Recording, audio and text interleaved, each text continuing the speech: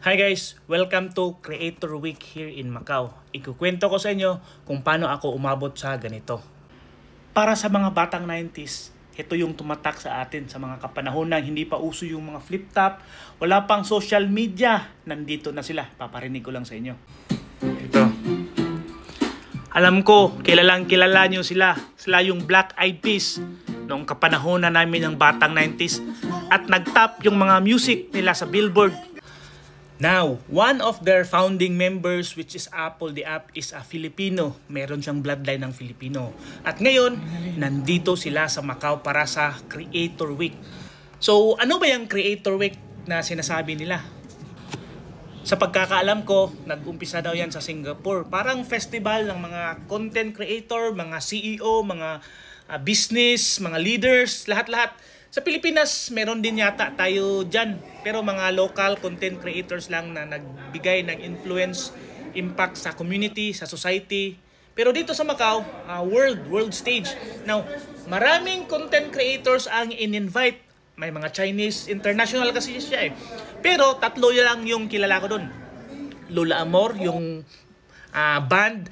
Pangalawa is yung si Mikey Bustos na Filipino din. At itong pangatlo si Apple the App. Now, sinasabi doon nga, kapag gusto mo silang ma-meet, mag-sign up ka. Pero, huwag kang aasa dahil limited slot lang ang available. So, yun, nag-try ako.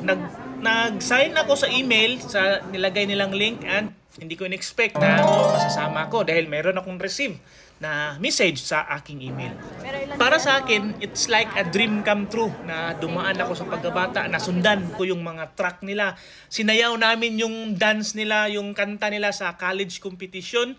Mas, yung kahit life story ni Apple the App sa MMK, nasubaybayan ko talaga. Sabi ko, sir, I'm your fan since day one. And thank you for healing my inner child. Pagdating ko doon, medyo nanginginig pa ako kasi sinasaway nga nila ako. Relax lang kasi konti lang kami. Apat lang kaming Filipino doon. So parang kami yung nagbibigay saya sa kanila kasi nakapila sila doon. And sa ibang content creators din naman, parang hindi masyadong masaya. Pero pagdating namin, since apat lang kami, nagsample pa si Apple the App. Oras na para mag-party. Sampon! Yay! Ikaw, Filipino! Parang yung pagiging Filipino, buhay na buhay sa kanya. At muntikan pa akong malate.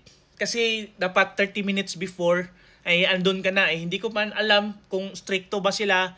So tinakbo ko yung Londoner, kasi malapit lang naman kami